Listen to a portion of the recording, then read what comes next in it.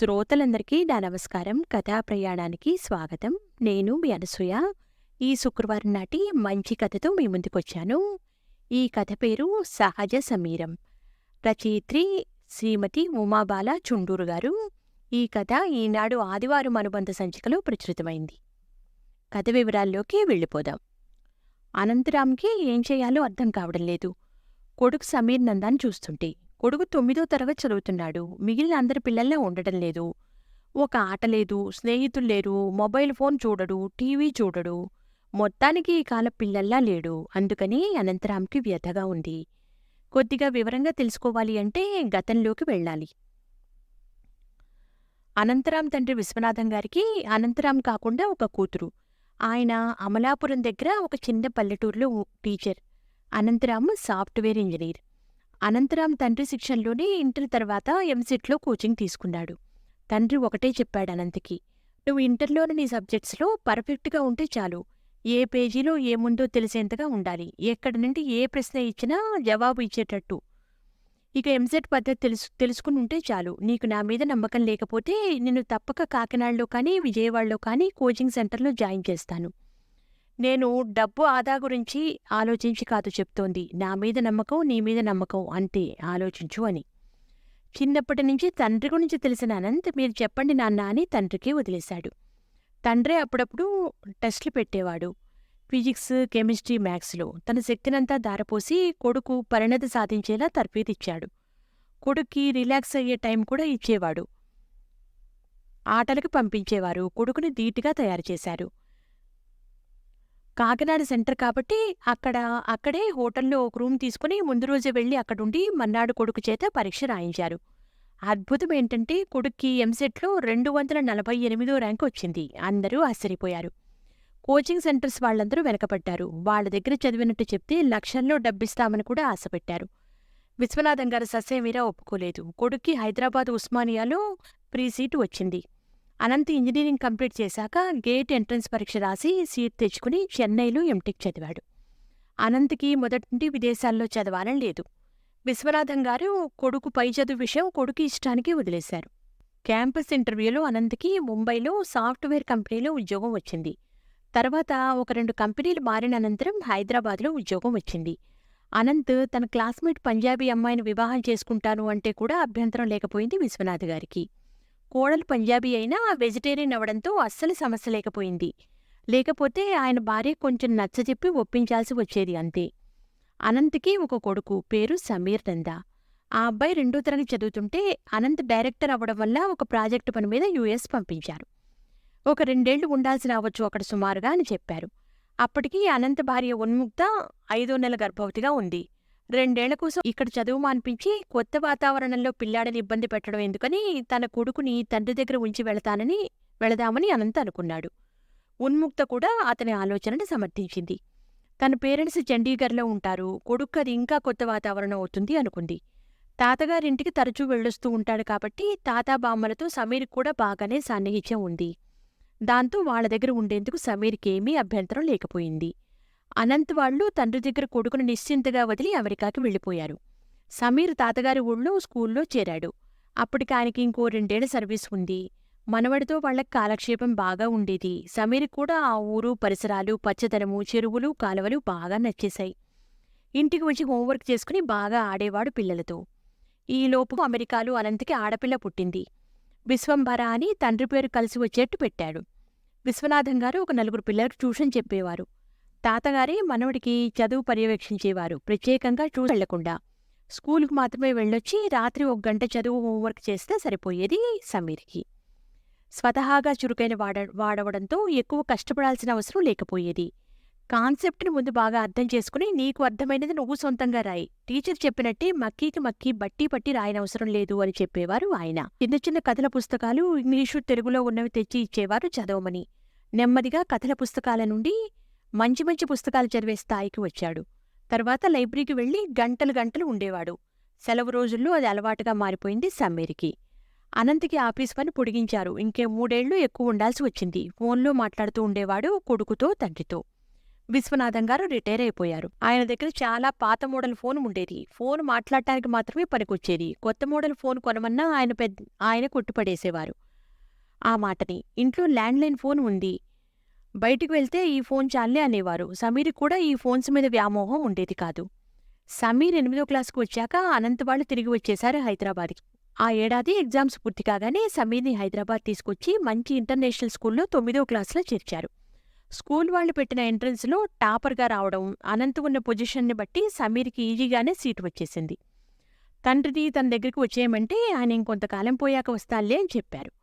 ఆయనకి ట్యూషన్స్, స్నేహితులతో కాలక్షేపం బాగానే అవుతోంది. ఒక పల్లెటూరులో దగ్గర దగ్గర ఒక 6 ఏళ్లు ఉండి రావడం వల్ల సమీరే ఇంకా ఇక్కడ స్కూల్ వాతావరణానికి పిల్లలకి అలవాటు పడలేదు. స్నేహితులు ఎవరూ ఏర్పడలేదు. ఎలా తెలిసిందో ఒక ఆదివారం తండ్రి బయటికి వెళ్ళినప్పుడు యాబిట్స్ వెళ్ళి అక్కడ రోడ్డు పక్కనే అమ్మే సెకండ్ హ్యాండ్ పుస్తకాలన్నీ చూసి కొన్ని కొని తెచ్చుకున్నాడు. తండ్రి అలా ఎందుకురా, మామూలు షాప్‌కి వెళ్ళి కొనుక్కోవచ్చుగా అంటే, లేదు నాన్న, నాకు ఫలానా పుస్తకం కొనాలనే ఐడియా లేదు. అక్కడికి వెళ్ళి అన్నీ చూస్తూ పాత పుస్తకాలు కొనుక్కోవడం నాకు చాలా బావుంది అన్నాడు. ఎలా వెళ్ళావంత దూరం? కారులో వెళ్ళలేదట కదా అంటే, సిటీని చూసి చాలా ఏళ్లైంది కదా, ఒకసారి అంతా చూడాలనిపించింది. మెట్రోలో కొంత దూరము, ఆర్టీసీ బస్సులో కొంత దూరము, నడుచుకుంటూ కొంత దూరము వెళ్ళాను. అలా జనాల్ని చూసుకుంటూ వెళ్తే బావుంది. వచ్చేటప్పుడు క్యాబ్‌లో వచ్చేశాలే అన్నాడు. అనంత్ ఏమీ మాట్లాడలేకపోయాడు. ఏ రచయిత పుస్తకాలు బావుంటాయో తండ్రికి చెప్పేవాడు సమీర్. తెలుగులో శ్రీశ్రీ తిలక్ ఇష్టమనేవాడు. శ్రీశ్రీ కవితలు కొన్ని నోటికి వచ్చిన కూడా చెప్పాడు. హ్యారీ పోటర్ బుక్స్ చదివావా అని అడిగాడు అనంత్. సాధారణంగా ఆ వయసు పిల్లలు ఆ పుస్తకాలు చదివారని విని ఉన్నాడు అనంత్. అందుకే అడిగాడు. నాకు తెలీదు నాన్నా, బావుంటాయా? అవి ఈసారి కొనుక్కుంటా అన్నాడు. ఏ హీరో ఇష్టంరా అంటే, ఏ సినిమా బావుంటే ఆ సినిమాలో హీరో ఇష్టమనిపిస్తారు అని చెప్పేవాడు. అమీర్ ఖాన్ సినిమాలు బావుంటాయి అంటాడు. రణబీర్ కపూర్ అందంగా ఉంటాడు, మంచి ఫిజిక్ అని చెప్పాడు. తన సహోద్యోగులందరూ తమ పిల్లలు ఫోన్‌కి, ఐప్యాడ్‌కి, టీవీలకి బానిసలైపోయారని, వీడియో గేమ్స్, ఇంటర్నెట్‌లో మునిగి తేలుతున్నారని బాధపడేవారు. మరి సమీరియస్ పిల్లలు అలా ఉంటే వీడెందుకు ఇలా ఉన్నాడు అనుకునేవాడు అనంత్. వీడు సరైన దారిలోనే వెళ్తున్నాడా? నేను నాన్నగారి దగ్గర ఉంచి తప్పు చేశానా? ఈ పోటీ ప్రపంచంలో వీడు నెగ్గుకు రాగలడా అనిపించేది అనంతరాంకి. నా గురించి నాన్న కూడా ఇలా అనుకుని ఉంటారా? ఈసారి కలిసినప్పుడు ఈ విషయం నాన్నగారితో స్వయంగా మాట్లాడాలి అనుకున్నాడు అనంత్. అలా అని చదువు విషయంలో సమీర్ వెనకబడి ఉండేవాడు కాదు. మంచి మార్కులే వచ్చేవి. ఆటల్లో ఫుట్బాల్ ఇష్టపడేవాడు. కోచింగ్‌కి వెళ్ళరా అంటే, కోచింగ్ ఎందుకు నాన్నా, కొద్ది రోజులాగండి, నేనొక టీమ్‌ని తయారు చేసి ఆడతాను కదా అనేవాడు. టీవీ పెడితే చూడకుండా ఏదో పుస్తకం చదువుతూ ఉండేవాడు. ముఖ్యంగా ఆగస్టు 15కు రిపబ్లిక్ డేలకు స్కూల్లో జరిగే ఏ సెలబ్రేషన్స్‌కి వెళ్ళేవాడు కాదు. ఎందుకురా అంటే, అబ్బా ఎండలో చాలాసేపు నిలబడాలి నాన్న, హాయిగా ఇంట్లో కూర్చొని ఒక బుక్ చదువుకుంటే హాయిగా ఉంటుంది నాకు అంటాడు.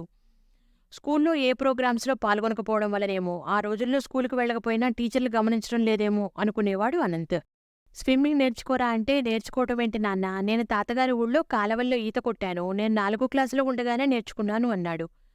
ఒకరోజు తోటమాలితో మాట్లాడుతుంటే చూశాడు సమీర్‌ని. తర్వాత ఎప్పుడో మాలిని అడిగాడు అనంత్, ఏమంటున్నాడు మా అబ్బాయి అని.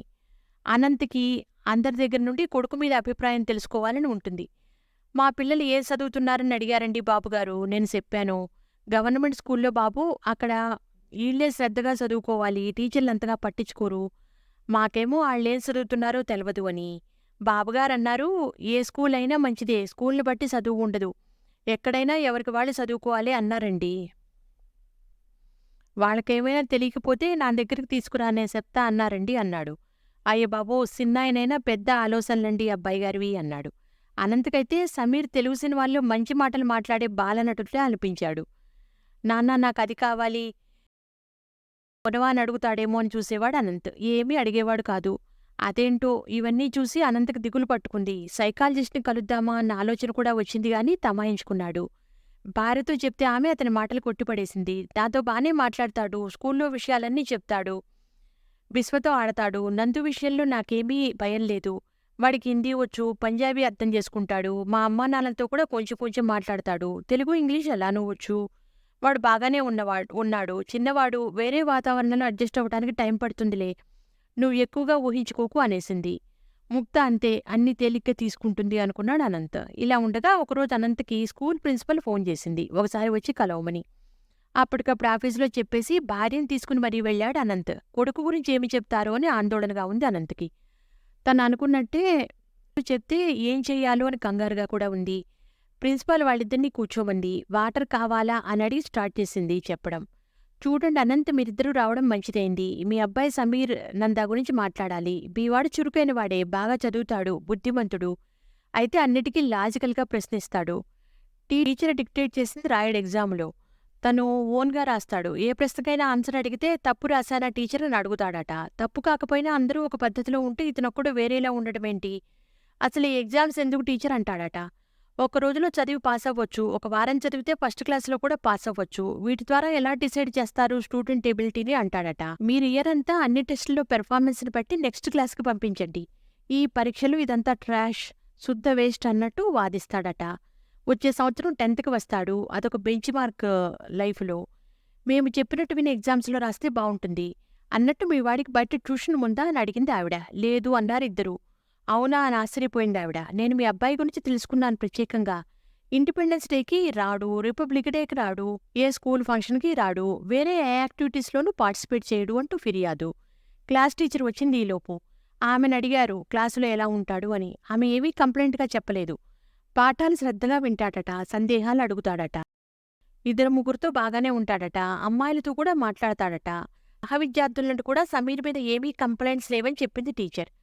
కాకపోతే తక్కువ మాట్లాడతాడని, అందరిలా అల్లరి చేయడని కూడా చెప్పింది. అయితే మ్యాథ్స్ చెప్పే టీచర్‌ని స్కూల్ వాళ్ళు తీసేశారట. అది తెలిసి సమీర్ ఇద్దరు ముగ్గురు అబ్బాయిలతో వచ్చి ప్రిన్సిపల్‌ని అడిగాడట ఎందుకు ఆమెను తీసేశారు అని. ఆమెను లీవ్ వేకెన్సీలో తీసుకున్నారట. క్వాలిఫైడ్ కాదట. క్వాలిఫైడ్ కాకపోతే ఏమైంది? బాగా చెప్తున్నారు కదా! మాకు బాగా అర్థమవుతున్నాయి. ఆమెను ఉంచండి అని అడిగాడట. మాకు కొన్ని రూల్స్ ఉంటాయి. పిల్లలకి చెప్పాల్సిన అవసరం లేదు. ఇలా అడగటం సరికాదు అందావిడ. అనంతరామ్‌తో పాటు ఉన్ముక్త కూడా చెప్పింది. లేదు మేడం, మేం మా అబ్బాయికి నచ్చజెప్తామని. ప్రిన్సిపల్ క్లాస్ టీచర్‌ని వెళ్ళిపోమని మీతో అసలు ఇంకో ముఖ్య విషయం మాట్లాడాలి. అందుకే పిలిచాను. మధ్య మా స్కూల్‌లో ఒక సంఘటన జరిగింది. జరగకూడనిదే. మా స్కూల్‌లో మేల్ పీటీ టీచర్ ఒక 10థ్ క్లాస్ అమ్మాయితో మిస్‌బిహేవ్ చేశాడట. ఆ టైంలో మీ సమీర్ ఆ రూమ్‌లోకి వెళ్ళాడట బాల్ తీసుకోవడానికి. ఆ టీచర్ ఇద్దరినీ బెదిరించాడట. ఈ విషయం ఎవరికీ చెప్పొద్దని. ఆ అమ్మాయి ఏడుస్తుంటే ప్రిన్సిపాల్‌కి చెప్దాం ఏం భయం లేదని ఆ అమ్మాయికి ధైర్యం చెప్పి సమీర్ ఆ అమ్మాయిని తీసుకుని నా దగ్గరికి వచ్చాడు. ఆ అమ్మాయి జరిగిన విషయం చెప్పింది. మేము వెంటనే ఆ టీచర్‌కి వార్నింగ్ ఇచ్చి టెర్మినేట్ చేసేశాం. నెక్స్ట్ డే ఆ అమ్మాయి పేరెంట్స్‌ని పిలిచి జరిగింది చెప్పి పోలీస్ కంప్లైంట్ ఇవ్వద్దని, మా స్కూల్ పరువు పోతుందని ప్రాధేయపడ్డాం. ఇక ముందు ఇలా జరగకుండా చూసుకుంటామని చాలా నచ్చజెప్పాం. వాళ్ళు వినయంగా వాళ్ళ అమ్మాయికి మా స్కూల్ నుండి టీసీ తీసుకెళ్ళిపోయారు. మేమెంత చెప్పినా వాళ్ళు ఈ స్కూల్లో ఉంచడానికి ఇష్టపడలేదు. ఇది దురదృష్టకర సంఘటన. అయితే మీ అబ్బాయికి విషయం తెలుసు. స్టూడెంట్స్‌లో ఇంకెవరికీ తెలీదు. మీ సమేతంతా ఎవరికీ చెప్పకుండా మీరు చూడాలి. అది మీ బాధ్యత. ప్లీజ్ మాకు హెల్ప్ చేయండి. వేరే పిల్లాడెవరన్నా అయితే నేనే పిలిచి భయం పెట్టేదాన్ని. కానీ ఈ విషయం తెలిసినవాడు మీ అబ్బాయి. తన మనసుకు నచ్చిందే చేస్తాడు తప్ప మేం చెప్పింది వినడు. అందుకే మిమ్మల్ని పిలిచాను అందావిడ. 2 నిమిషాలు కళ్ళు మూసుకుని తెరిచి చెప్పాడు అనంత స్పష్టంగా. మీరీరోజు మమ్మల్ని పిలిచి మా వాడి గురించి చెప్పడం చాలా మంచిదైంది. ఈరోజు నాకు ఒక అద్భుతమైన రోజు. ఇంతకాలం నన్ను ఒక సందేహం పీడిస్తూ ఉండేది. మా సమీర్ అందరి పిల్లల్లా ఉన్నాడా, తేడాగా ఉన్నాడా అని. మా నాన్నగారి దగ్గర ఉంచి తప్పు పని చేశానా అని కూడా. నాకు చాలా సంతోషంగా ఉంది. నా కొడుకు అందరి పిల్లల్లాగానే ఉన్నాడు. ఒక అడుగు ముందుగానే ఉన్నాడు. వాడు ప్రశ్నిస్తున్నాడు. అది చాలు నాకు. అది కూడా తెలివిగా ప్రశ్నిస్తున్నాడు. ప్రశ్నించడానికి భయపడటం లేదు. అన్యాయాన్ని కూడా ఎదిరించగలడు. ఇంకొంచెం పెద్దయితే ఎంతో కొంత సమాజానికి మంచి చేస్తాడు. సమాజానికి ఉపయోగపడతాడు. వాడు ఈ పోటీ ప్రపంచంలో బతకగలడా అనుకున్నాను. హాయిగా బతుకుతాడు. ఇప్పుడున్న విద్యా వ్యవస్థలో తోటి పిల్లలతో సమానంగా పోటీ పడలేకపోవచ్చు. పర్వాలేదు. వాడే అనేక మంచి మార్గాలు వెతుక్కోగలడు. గౌరవంగా బతకగలడు. ఆగస్టు 15కి, జనవరి 26కి జెండాలు పట్టుకుని స్కూలుకు వస్తేనే దేశభక్తి ఉందని, దేశానికేదో చేస్తారని అనుకోవడం తప్పు. ప్రశ్నించే ఆలోచన, ధైర్యం ఉన్నవాడు చాలు సమాజానికి. నాకు ఎంతో భరోసా వచ్చింది. నేను వాడిని మా నాన్నగారి దగ్గర సరైన వయసులో ఉంచి మంచి పని చేశాను. నా కొడుకుని సానబెట్టి వజ్రంలా చేసి నా చేతిలో పెట్టారు నాన్న. దాని విలువ నాకు ఇప్పుడే తెలుస్తోంది. పోతే మీరు మా అబ్బాయితో ఏదో చెప్పొద్దని మమ్మల్ని చెప్పమంటున్నారు. తప్పుని తప్పని చెప్పకు అని నేను చెప్పను. వాడంతటి వాడు మర్చిపోయి ఊరుకుంటే సరే. కావాలంటే మీ స్కూల్ నుండి తీసుకుపోమ్మంటే తీసుకుని వెళ్ళిపోతా. వాడిని ఏ స్కూల్లో వేసినా చదువుతాడు అనే నమ్మకం కలిగింది నాకు. ఫైనల్గా ఒక విషయం చెప్పి ముగిస్తా. ఇక్కడ చెప్పడం అవసరం. అమితాబ్ బచ్చన్‌కి 16 ఏళ్లప్పుడు బయట ఒక అమ్మాయితో మాట్లాడుతుంటే అమితాబ్ బచ్చన్ తల్లి స్నేహితురాలు చూసి అమితాబ్ తల్లికి చెప్పిందట. మీ అబ్బాయి ఎవరో అమ్మాయితో మాట్లాడుతున్నాడు జాగ్రత్త అని. ఇది విని అమితాబ్ తల్లి తేజీ బచ్చన్ గారు అన్నారట. థాంక్ గాడ్ నా కొడుకు 16 ఏళ్ల అబ్బాయి ఎలా ఉండాలో అలానే ఉన్నాడు అని. ఈ మధ్య ఆయన ఒక ఇంటర్వ్యూలో తన తల్లి గురించి చెప్తే విన్నాను. ఇప్పుడు నాకు కూడా తెలిసింది మా అబ్బాయి అందరి అబ్బాయిల్లాగానే ఉన్నాడు, మరింత పరిణతితో. వాడిని నేను అర్థం చేసుకోలేకపోయాను. కిటికీలోంచి వస్తున్న చల్లని సహజమైన సమీరాన్ని గుర్తించి ఆస్వాదించకుండా గది తలుపులు మూసేసి కూర్చుని ఉక్కిరిబిక్కిరి అవుతున్నాను. అనవసరంగా మీరు మా అబ్బాయి గురించి చెప్పి నాకు చాలా సహాయం చేశారు. నమస్తే అని ప్రిన్సిపాల్ ఆశ్చర్యంగా చూస్తుండగా భార్యతో బయటికి అడుగువేశాడు. అతని నడకలో కొడుకు భవిష్యత్తుపైన ఎంతో నిశ్చింత కనిపిస్తోంది. విన్నారుగా ఈ సహజ సమీరం అనే చక్కటి కథను. వచ్చే వారం ఇటువంటిది మరో మంచి కథతో మీ ముందుంటాను. అంతవరకు సెలవు, నమస్కారం, ఉంటాను.